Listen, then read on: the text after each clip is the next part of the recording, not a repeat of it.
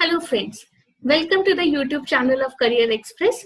मेरा नाम रचिता है and I am the director at Career Express. And आज मैं आप लोगों के साथ एनालाइज करने वाली हूँ IPM AT 2020। IPM AT जो है, this is an entrance exam which is conducted by IIM Indore for admissions to its 5-year integrated programme in management. ये जो 5 ईयर का कोर्स IIM इंदौर ने लॉन्च किया था, ये अब बहुत ही ज्यादा पॉपुलर हो गया। हर साल हजारों बच्चे इस एग्जाम के लिए अपियर करते हैं। ये एग्जाम आपको एडमिशन दिलाता है 5 ईयर के एक प्रोग्राम में, जिसमें आपको BA फाउंडेशंस इन मैनेजमेंट और MBA की डिग्री मिलती है। इस साल भी काफी सारे बच्चों ने इस एग्जाम के लिए अपियर किया था, बट काफी सारे बच्चे इसमें कन्वर्ट नहीं कर पाएंगे because the total number of seats friends is only 150. The total sanctioned intake for the batch of 2022-2025 for IIM Indore is only 150. IIM Indore का ये कोर्स इतना ज्यादा पॉपुलर हुआ है, students from all the 3 streams, चाहे वो arts के हो, साइंस के हो, कॉमर्स के हो, everyone like try to appear for this exam. इसको देखते IIM रोहतक ने भी एक सिमिलर कोर्स जो है वो चालू किया है एंड उसमें भी अब काफी एप्लीकेंट्स जो है अप्लाई कर रहे हैं। फ्रेंड्स, इस साल पैंडेमिक सिचुएशन की वजह से जो एडमिशन प्रोसेस है उसमें काफी हमें चेंजेस देखने को मिला। एग्जाम की डेट्स पोस्टपोन हुई, पेपर पैटर्न में चेंजेस हुई, इनफैक्ट सिलेक्शन प्रोसेस में भी चेंजेस हमें देखने को मिले।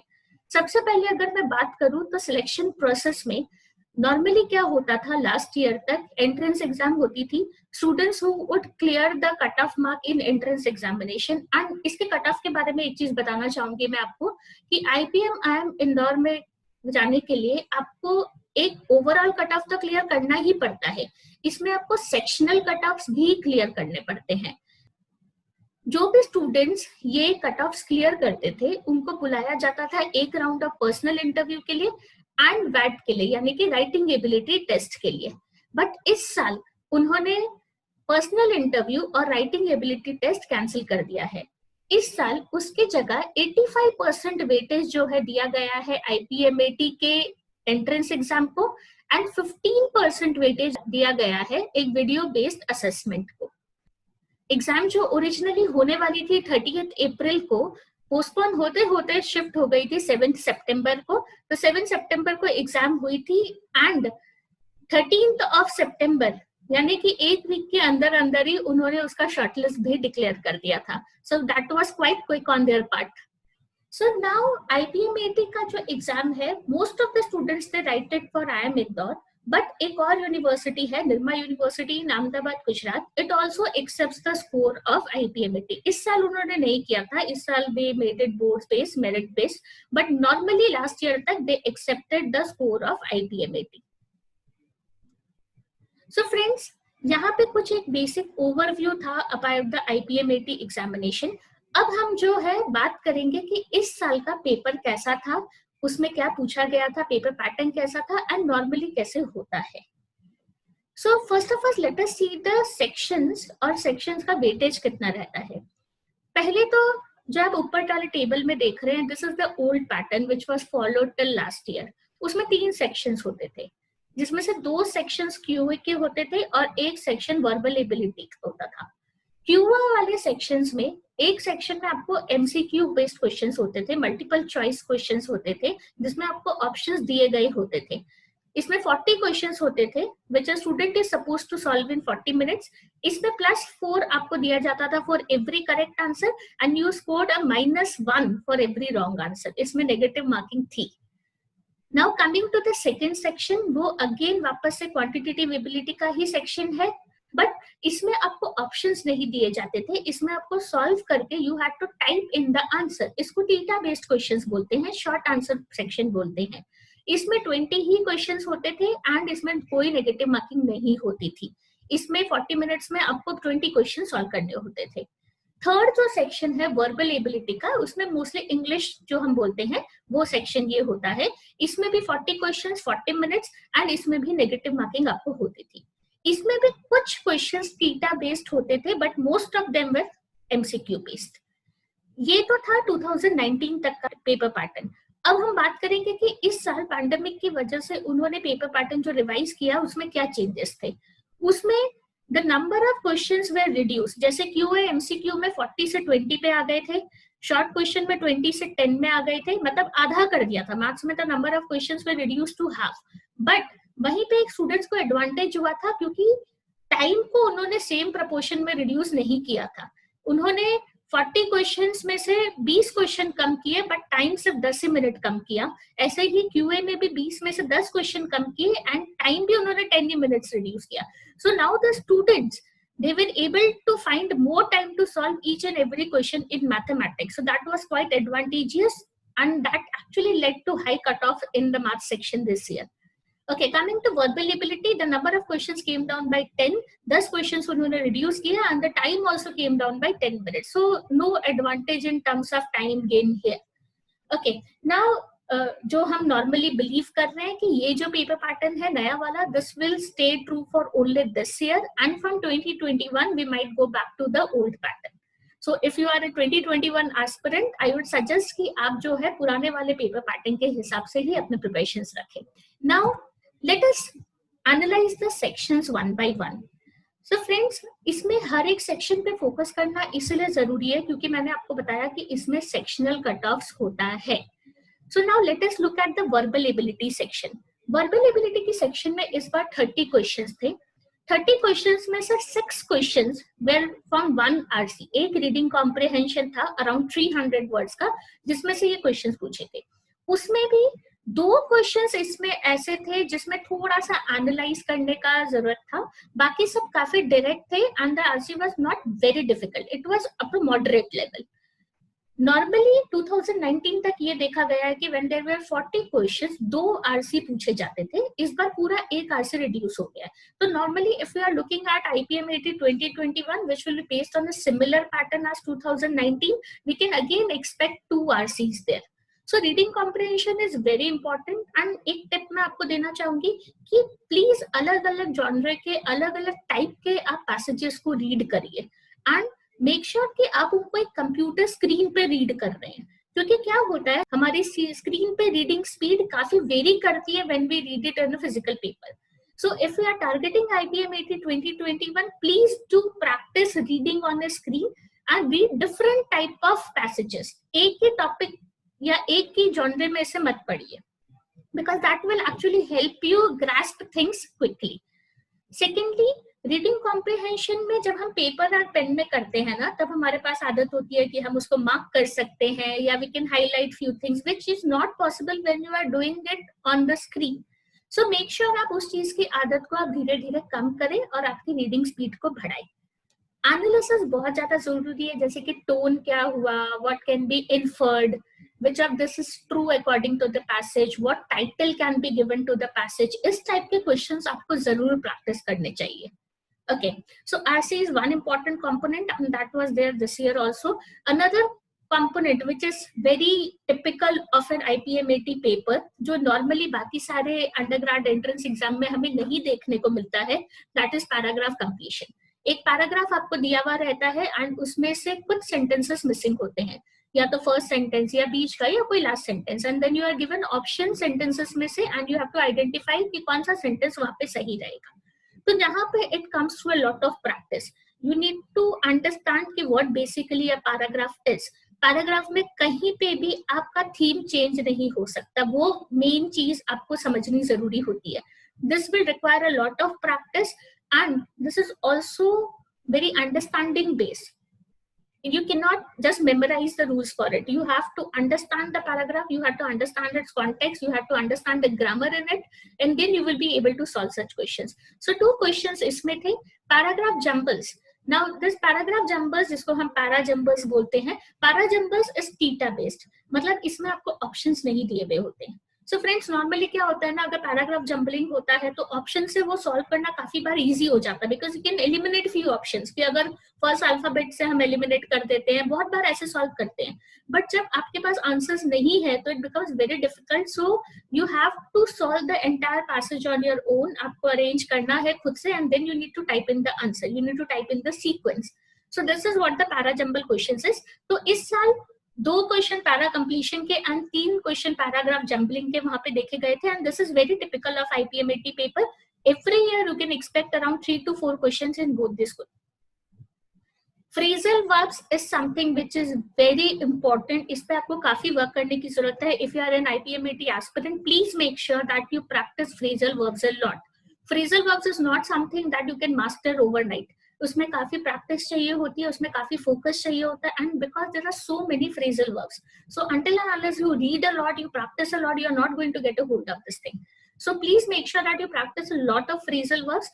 5 questions based on phrasal verbs, जिसमें कि करेक्ट यूजेज ऑफ वर्ड्स हो जाता है या फिर आपके फिल इन द ब्लैंक्स के फॉर्मेट में हो सकता है. तो this is asked in that way. So this is definitely asked in an IPM exam. So please focus on phrasal verbs.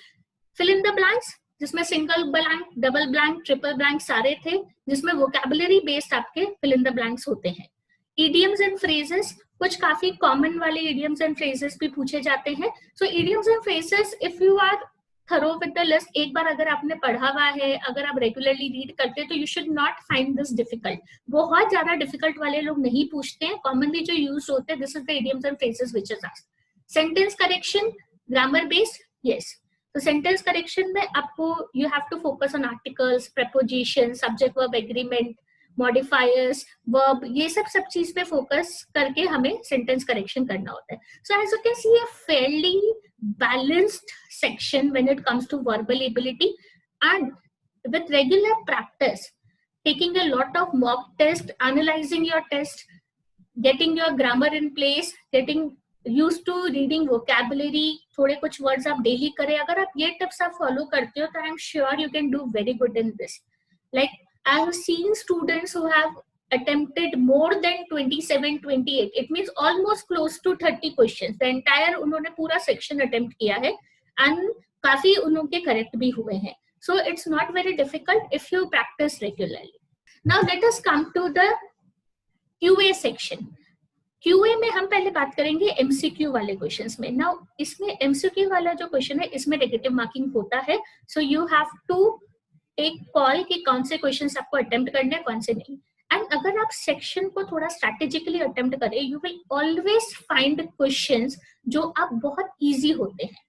कुछ क्वेश्चंस होते हैं जो बहुत ट्रिकी होते हैं, बहुत डिफिकल्ट होते हैं, and what normally student do is student will waste a lot of time वो ट्रिकी क्वेश्चंस पे, एंड वो लास्ट तक वो पहुंच ही नहीं पाते. इसमें आपको पता होना चाहिए कि the sections are timed here. So इसमें आप ऐसा नहीं कर सकते हो कि अगर आपका बीए का सेक्शन जल्दी खत्म हो गया तो you can come back to math section. That is not possible, क्योंकि एक बार आपका इसका टाइम खत्म हो गया तो you will have to move to the next section. Okay, so please make sure that you plan, you strategize, you practice a lot of mock tests, you give a lot of mock tests, ताकि आपकी इस चीज पे एक mastery आ जाए, that you are very comfortable strategizing and moving ahead. You don't get stuck to questions. That is primary while you are trying to crack IPMAT. Okay, so now let us look at the questions distribution. So we can see a DI set था which was like not very difficult. अगर आप ठीक से अपने DI की practice की है, if you are quick at calculations, you can easily get through this. Probability and PNC, इसके क्वेश्चंस हर बार IPM के पेपर में हमें काफी अच्छे मात्रा में देखने को मिलता है, and this was the case this year also. 3 questions from probability and PNC. Algebra, 3 questions again. Logarithms, 2 questions. Set theory, 2. Matrices and determinants, 2. Plane geometry, trigonometry and number system, 1 question each. So as you can see, this was fairly distributed. कोई भी ऐसा topic नहीं था जिसके बहुत ज्यादा questions थे, and कोई ऐसा टॉपिक नहीं था जिसको इन लोग ने कंप्लीटली इग्नोर किया हो. So a very well distributed section against, I must say, because the number of questions were reduced to half, so therefore it was definitely difficult for them to plan this thing. Normally क्या होता है, कभी कभी जो number of questions increase हो जाते हैं, वो हम देखते हैं कि जैसे लॉगरिथम्स में या ट्रिग्नोमेट्री में, या फिर हम फंक्शंस रिलेशंस के, इसके हम कुछ क्वेश्चंस हमें इसमें देखने को मिलते हैं. Now these questions basically add to the difficulty level of the section, क्योंकि वो नॉर्मली 11-12 में पढ़ाया जाता है, एंड बहुत सारे स्टूडेंट्स जिन्होंने मैथ्स नहीं लिया 11-12 में, they face quite difficulty in solving that section. But because this time ऐसा नहीं था, it was a fairly balanced section, and the students who did not take maths in 11th and 12th, but उन्होंने IPM के हिसाब से prepare किया था, या जो साइंस बैकग्राउंड से नहीं है, JEE लेवल के क्वेश्चंस जो नहीं कर रहे हैं, they were also able to solve it fairly well.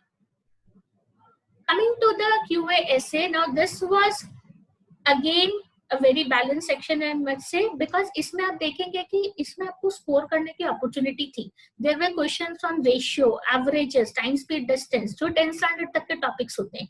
तो यहाँ पे स्टूडेंट्स वो इजीली स्कोर कर सकते थे. एक तो इसमें नेगेटिव मार्किंग नहीं थी. So definitely you can try to solve as many questions as possible and maximize your score here. तो यहाँ पे भी हम देख सकते हैं. Again we had questions from number system, जो पिछले सेक्शन में एक ही क्वेश्चन था, इसमें 3 था. अरिथमेटिक सेक्शन में से इसमें क्वेश्चन थे, पिछले में नहीं थे इतने. Again matrices and determinant, set theory, probability, logarithms, coordinate geometry, इन सबके एक एक क्वेश्चन इसमें देखे गए थे. So what we observe here is they tried to make a fairly balanced paper. Difficult questions बहुत ज्यादा नहीं डाले थे. द क्वेश्चंस में सच कि आप थोड़ा सा उसको अगर आप सोचे समझे तो आप आराम से अटेम्प्ट कर सकते हैं. तो around 80% of the questions would be easily attempted. And इसलिए जो है इस बार कट ऑफ्स भी अगर आप देखेंगे तो थोड़ा सा ऑन द हायर एंड गया है. Now, okay, let us look at the cutoff section wise and category wise, because the results are already out. The results were out yesterday, and these are the cutoffs for different categories. So, अगर हम देखें तो QA essay में the cutoff is 20, okay, out of 40 marks, because there were 10 questions and 4 marks each. QA MCQ में the cutoff is 26 out of 20 questions and 4 marks is 80 marks. And VMA, the cutoff is 68. So like I told you, the cutoff in English is quite high because the paper was fairly easy. Okay, so the number of candidates who met the cutoff marks is 405 in general category, and for all the other categories is mentioned in the paper. Okay, now this year things changed. And what were some of the changes that we noticed? First, COVID did not let many students appear. Now, as you know, the number of examination center for IPMAT is quite less. So, the students who could not travel to different cities, they had to miss this examination. More time per question. We already discussed this, that since the number of questions were reduced to half in the math section, but the timing was not reduced by half. So, the students got more time in the mathematics section or the QA section. Lesser number of JEE aspirants appearing for IPMAT. Yes, because the JEE aspirants, they already had to travel for JEE, and therefore it becomes very difficult for them to travel again and again. So many of them opted out for this. Reduced competition as DU JAT happened on the same day. Now this was kind of very interesting because Delhi University entrance examination, normally these two examinations never collide, but this year DU JAT also happened on 7th of September. So many students who were considering both the examination had to choose one. So this reduced the competition in IPMAT. Difficulty level of questions were reduced, especially in QA. Questions were from both basic mathematics and higher mathematics. Like we could see questions from arithmetic section. So it actually helped in reducing the difficulty level of the questions. So 70 to 80% was an ideal attempt. And as we can see from the cutoffs, in English, the accuracy also mattered a lot because the cutoff went quite high. So friends, if you can see from this table, that around 8,000 students were able to score something in the entrance examination. So it's not like that 8,000 people appeared for this. The number was quite higher. But only 8,000 people were able to score positive score, more than or equal to 1 in the entrance examination. And out of that, the number of students who were able to clear the cutoff was close to thousands. So now, from this 1,000 students, after the video-based assessment, 150 students will be selected. So I hope this video was useful for you because you got a clear analysis of what IPMAT 2020 looked like and also what you can expect from IPMAT 2021. If you have any queries related to IPMAT 2021, do drop us a question in the comment box below. And also, if you would like to practice more mock papers, do visit our website www.mycareerexpress.com, where you will find very relevant material related to IPMAT 2021 and also some very useful mock papers there. Thank you everyone. Have a nice day.